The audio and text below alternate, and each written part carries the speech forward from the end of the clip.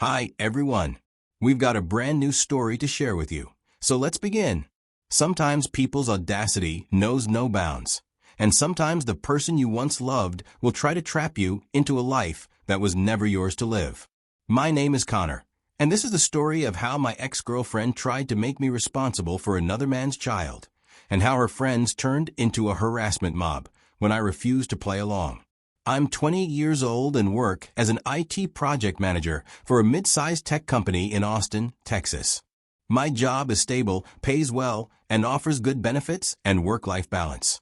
I try to organize my life. Some years ago, I was in what I thought was a serious relationship with Vanessa. She was working as a marketing coordinator for a consumer goods company, and we'd been together for about 2 years. We met through mutual friends, started dating casually, and gradually built what seemed like a solid relationship with real potential for long-term commitment. Vanessa and I had discussed the future in general terms, whether we wanted children someday, where we might want to live eventually, career goals, and financial planning. She knew I was serious about her and was considering proposing within the next year. We were building toward marriage, a shared home, and maybe starting a family in a few years.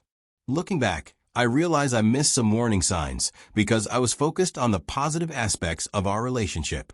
Vanessa was charming and social, but I trusted her completely and never questioned these social activities, believing that a healthy relationship included independent friendships and interests. The truth about Vanessa's betrayal came from an unexpected source: her best friend.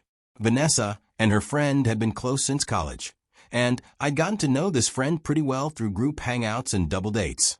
She was quiet and thoughtful, the opposite of Vanessa's outgoing personality, and she'd always been kind to me. One evening, this friend showed up at my condo unannounced, asking if we could talk privately. She told me that she'd been struggling with whether to tell me something for a long time, but her conscience wouldn't let her stay silent anymore. Vanessa had been having an affair with some other guy for at least 4 months, possibly longer. Vanessa's best friend had discovered the affair by accident and confronted Vanessa privately. Vanessa admitted to the relationship, but swore it was just a temporary thing, that she loved me and was going to end things with this new guy soon. But weeks passed and the affair continued, which prompted Vanessa's best friend to come forward despite knowing it would destroy her friendship with Vanessa. I was devastated, but grateful that Vanessa's best friend had the courage to tell me the truth. I asked her for any evidence she could provide, and she forwarded me screenshots of some of the messages she'd seen between Vanessa and her affair partner. The texts were explicit, leaving no doubt about the nature of their relationship. That evening, I confronted Vanessa about it. She initially tried to deny everything. When I showed her the screenshots her best friend had provided, she admitted to knowing the guy, but denied having an affair with him. I didn't yell or create drama. I simply told Vanessa that our relationship was over, that cheating was a deal breaker I'd always been clear about, and that I needed her not to set foot in my house any longer. She tried various tactics, crying, promising she would never keep contact with the guy again, begging for another chance. But my decision was final. Trust, once broken, couldn't be rebuilt, and I wasn't interested in trying. Vanessa picked up the rest of her things in my place that weekend. I felt a sense of relief that I'd discovered her betrayal before we'd gotten more seriously entangled. We had no shared property, no joint accounts, no legal ties that complicated the separation. It was a clean break. After Vanessa left, I blocked her number, unfriended her on all social media platforms, and made it clear to mutual friends that I had no interest in updates about her life or any attempts at reconciliation. Some friends took sides, but most understood my position and respected my boundaries. Vanessa's best friend reached out a few times after the breakup to check on me and apologize for being the bearer of bad news. I reassured her that she'd done the right thing and that I was grateful for her honesty. Even though I developed a genuine friendship with her, she never tried to pursue anything romantic with me, despite mutual friends suggesting she might have feelings beyond friendship. Vanessa's best friend simply remained a supportive friend during a difficult transition. The months following the breakup were focused on healing and personal growth. I threw myself into work, started working out regularly, and reconnected with friends. By the 5th month post-breakup, I felt fully moved on and was even casually dating again, though nothing serious had developed. The peace I'd found came crashing down on a Tuesday evening. I was making dinner when my phone rang from an unknown number. I normally don't answer calls from numbers I don't recognize, but I was expecting a call back from a client about some deal, so I picked up. The voice on the other end was Vanessa's, and my first instinct was to hang up immediately. But something in her tone made me pause. She started by apologizing for calling, saying she needed to talk to me about something important and knew I'd blocked her regular number. Vanessa began with what sounded like an attempt at reconciliation, talking about how much she'd changed over the past months, how she'd realized what she'd lost when she had something to do with another guy, how therapy had helped her understand her mistakes. I cut her off and told her I wasn't interested in revisiting our relationship, that I'd moved on completely, and she should do the same. That's when Vanessa dropped the real reason for her call. She said she was pregnant about 6 months along, and that there was a possibility the baby was mine. She claimed we'd been together around the time of conception, and that she believed I was the father. My response was immediate and certain. I told Vanessa that there was absolutely no possibility I was the father of her child. I knew the timeline of when we'd broken up, and I knew we hadn't been intimate in the weeks before the breakup because she'd been distant and making excuses. The math didn't work in any scenario where I could be responsible. Vanessa tried to argue about timelines and possibilities, but I cut her off firmly. I told her that, regardless of any confusion she might have about dates, I knew with certainty that any child she was carrying was not mine. I warned her never to contact me again, reminded her that I had no obligation to engage with her pregnancy situation, and ended the call before blocking that number as well. After hanging up, I sat there feeling a mixture of anger and unease. Vanessa's attempt to connect her pregnancy to me felt calculated rather than genuinely uncertain. If she really thought I might be the father, she would have reached out months ago when she first discovered the pregnancy, not waited until she was already many months along. Curiosity and concern for my own protection drove me to do some discreet research. Through mutual connections and some careful social media investigation, I discovered the real story behind Vanessa's pregnancy and her sudden interest in reconnecting with me. Vanessa had indeed gotten pregnant by her affair partner. When she told him about the pregnancy, expecting him to step up and take responsibility, he denied that the child could be his and suggested she must have been sleeping with other people. The guy refused to acknowledge paternity, stopped responding to Vanessa's messages, and eventually moved cities to avoid the situation entirely. Vanessa found herself pregnant and alone, realizing that the man she cheated with had no interest in being a father or supporting her through the pregnancy. Her affair partner had completely ghosted her, changed his number, and effectively vanished from her life. Meanwhile, Vanessa was facing the reality of single motherhood without financial or emotional support from the biological father. That's when Vanessa's attention turned back to me. She knew I was stable, responsible, employed with a good income, and the kind of person who took commitment seriously. She'd seen through social media that I was doing well professionally and seemed settled in my life. Vanessa calculated that if she could convince me there was any possibility of paternity, I might feel obligated to step up and help her. Her strategy was to plant enough doubt about timelines and conception dates that I'd feel morally responsible for at least supporting her through the pregnancy and helping raise the child afterward. She was banking on my sense of responsibility and our history together to override the mathematical impossibility of my paternity. Understanding Vanessa's true motives only strengthened my resolve to maintain complete no contact. I documented the phone call, saved the number she'd called from, and made notes about the conversation in case I needed evidence later. I also consulted briefly with a lawyer friend who confirmed that I had no legal obligation to engage with Vanessa's pregnancy situation unless formally compelled through court proceedings. I assumed that once I'd firmly rejected her claim and refused further contact, Vanessa would accept reality and focus on her actual situation. I was wrong about how far she'd be willing to push this narrative.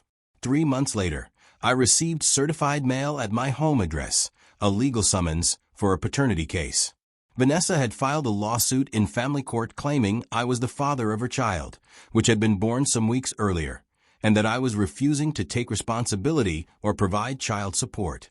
The paperwork painted me as a deadbeat father who'd abandoned his pregnant girlfriend and refused to acknowledge his own child. I was shocked by the audacity.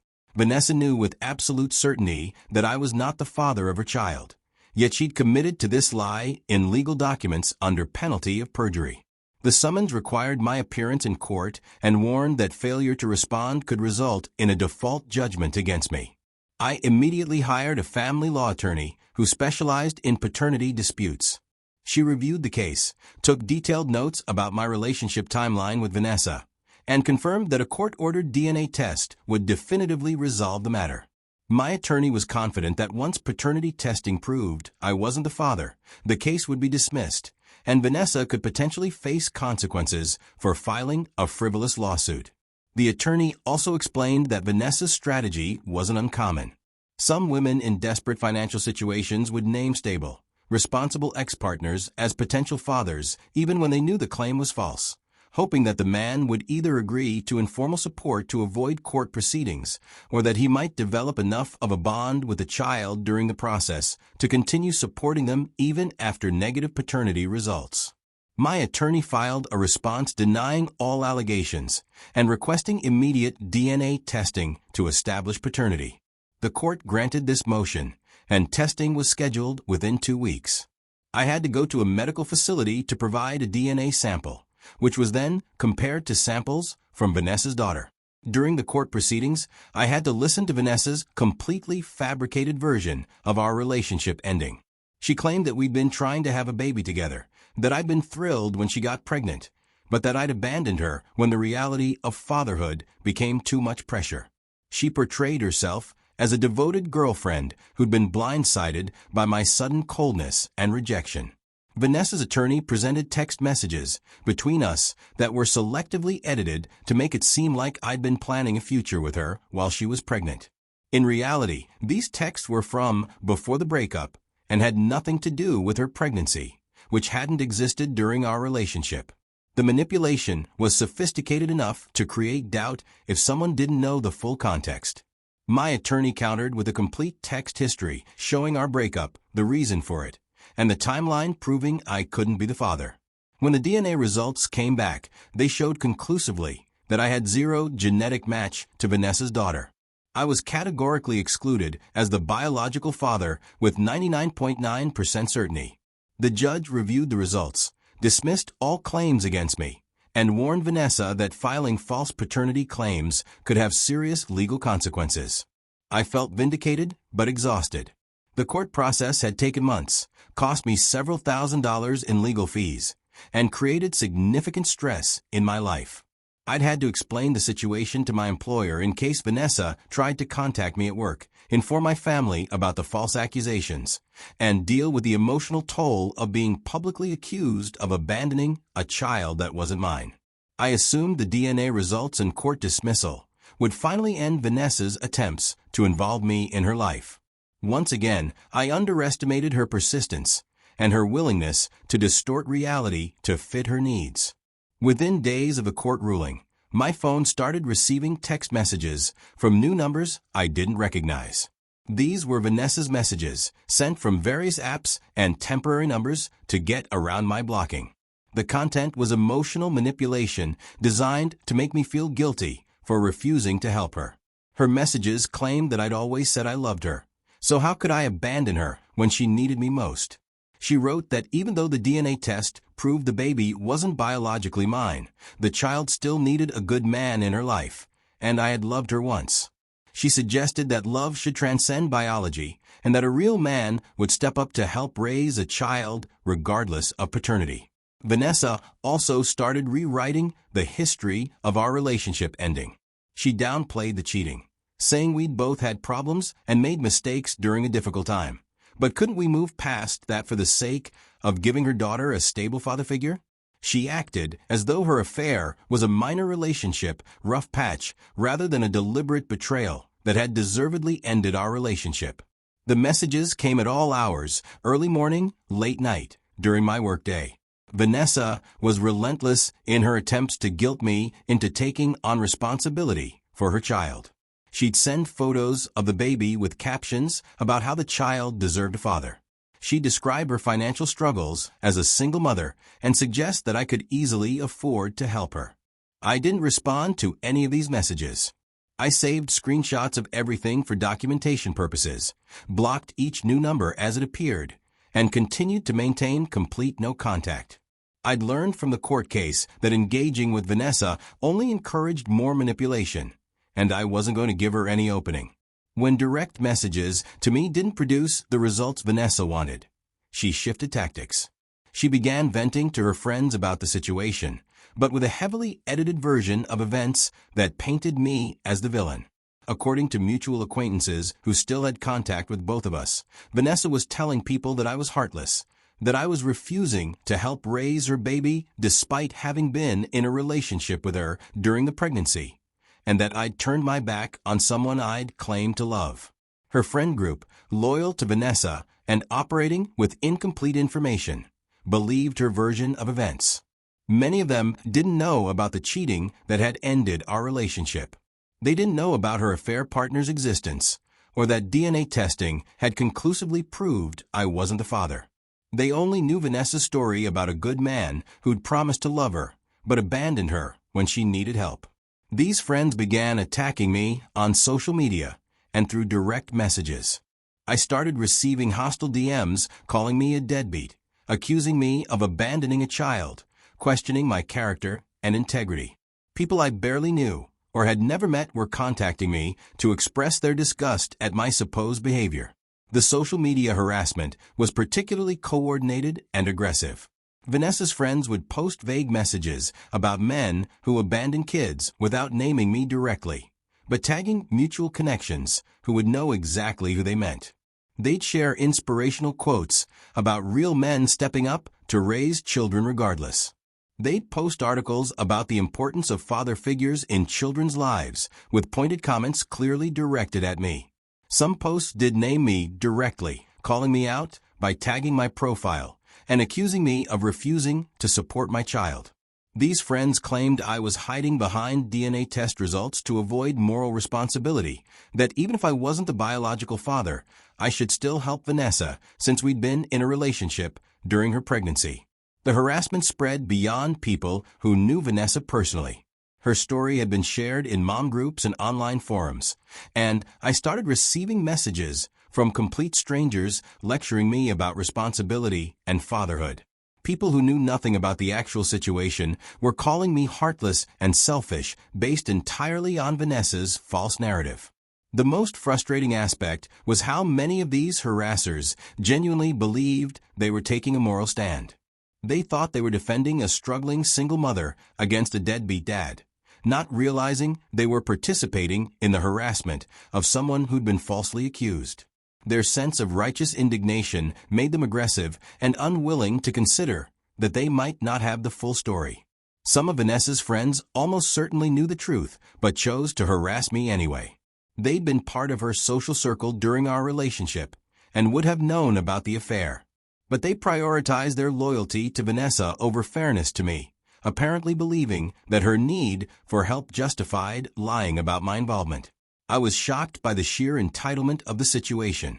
Vanessa genuinely seemed to believe she had the right to my time, money, and emotional support simply because we'd once dated. Her friends apparently agreed that my stability and responsibility made me obligated to help raise a child I hadn't fathered and had no connection to whatsoever. The harassment put me in an impossible position. Ignoring it meant letting false narratives spread unchallenged, but engaging with it meant giving Vanessa and her friends the attention and reaction they wanted. I was torn between wanting to avoid drama and needing to protect my reputation and boundaries. After 2 weeks of escalating harassment, I knew I needed to take formal action. Hoping the situation would resolve itself wasn't working, and the attacks were becoming more aggressive rather than fading away. I reached out to the attorney who'd represented me in the paternity case and explained what was happening. My attorney reviewed the screenshots and documentation I'd compiled of all the harassment. She confirmed that what Vanessa and her friends were doing constituted harassment and potentially defamation, since they were making false public statements about me that damaged my reputation. She recommended a multi-step approach to stop the behavior through legal channels. First, my attorney drafted and sent cease and desist letters to Vanessa and the 4 friends who'd been most aggressive in their harassment campaign. These letters outlined the specific harassing behaviors, explained that all allegations against me had been disproven in court through DNA testing, and warned that continued harassment could result in legal action, including restraining orders and defamation lawsuits. The cease and desist letters had an immediate impact on the friends who received them, apparently facing actual legal consequences rather than just participating in what they saw as justified social pressure made them reconsider their actions. 3 of the 4 friends immediately stopped all contact and deleted their social media posts mentioning me. The 4th friend continued for another few days, apparently believing the legal threats were empty, until my attorney sent a follow-up letter specifically detailing the defamation claims we could file based on her false statements. That finally convinced her to stop and remove her posts as well. Vanessa herself didn't stop after receiving the cease and desist, so my attorney helped me file formal harassment reports with local police. We documented every text message, every voicemail, every social media post, and DM that constituted unwanted contact. The police took reports and issued a formal warning to Vanessa about continued contact. My attorney also helped me file for a civil harassment restraining order, which required a court hearing where I presented all the evidence of Vanessa's persistent unwanted contact despite repeated requests to stop. The judge granted a temporary restraining order and scheduled a hearing for a permanent order. At the hearing, Vanessa tried to argue that she was just seeking help for her daughter and that I was overreacting to friendly outreach. But when faced with the documented evidence of hundreds of contacts through dozens of different numbers and accounts, all after I'd explicitly requested no contact, the judge wasn't sympathetic. The permanent restraining order was granted, prohibiting Vanessa from any contact with me for 3 years. The combination of legal action against both Vanessa and her friends effectively ended the harassment campaign. Once her friends realized they could face personal legal consequences for their actions, their loyalty to Vanessa's false narrative disappeared quickly. They didn't want restraining orders, defamation lawsuits, or harassment charges on their records for someone else's drama. The entire ordeal from the initial pregnancy call to the final restraining order took about 10 months of my life and cost me thousands of dollars in legal fees. It was exhausting, stressful, and frustrating in ways I never could have anticipated when I first broke up with Vanessa after discovering her affair. I learned several important lessons from this experience. First, clean breaks after relationship endings are essential. My decision to block Vanessa immediately and maintain zero contact after our breakup protected me from months of manipulation that might have created more complicated emotional entanglements. Second, documentation is crucial when dealing with someone who's willing to lie about you. Every text message I saved, every phone call I documented, every piece of evidence I preserved became important when I needed to prove harassment in court. Without that documentation, my claims would have been much harder to support. Third, legal protection is worth pursuing when harassment escalates. I initially hesitated to involve attorneys and courts, thinking it seemed like overkill for what started as just annoying messages. But once harassment begins affecting your professional life and mental health, legal intervention becomes necessary rather than optional. Fourth, don't assume that mutual friends will know or care about the truth when someone spreads lies about you.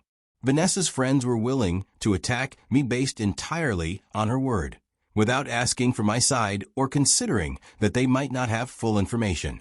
People's loyalty to their friends often overrides their commitment to fairness or truth. Most importantly, I learned that some people will feel entitled to your resources, time, and emotional energy simply because you once had a relationship with them. Vanessa genuinely believed that our past together gave her the right to demand my involvement in her life indefinitely, regardless of how our relationship ended or whether I had any actual responsibility for her situation. I occasionally wonder how Vanessa is doing as a single mother, but not with any sense of guilt or obligation. She made choices that led to her current situation: cheating on a stable relationship, getting pregnant by someone who wouldn't take responsibility, lying in court about paternity, and harassing someone who'd repeatedly asked to be left alone. The consequences of those choices are hers to bear, not mine. The restraining order expires next year, and I hope Vanessa has moved on with her life and found actual support rather than trying to manipulate ex-partners into responsibilities they don't owe. But if she does try to contact me again, I'm prepared to renew the legal protections that finally gave me peace.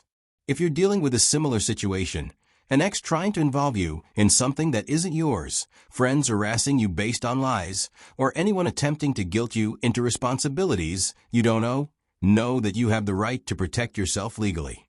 You don't owe anyone access to your life simply because you once cared about them, and you're not obligated to help raise a child that isn't yours, no matter how much someone plays the victim. Real responsibility is about taking care of your actual obligations, not accepting false ones because someone else's manipulation makes you feel guilty. The right boundaries aren't selfish. They're essential for maintaining your own integrity and future.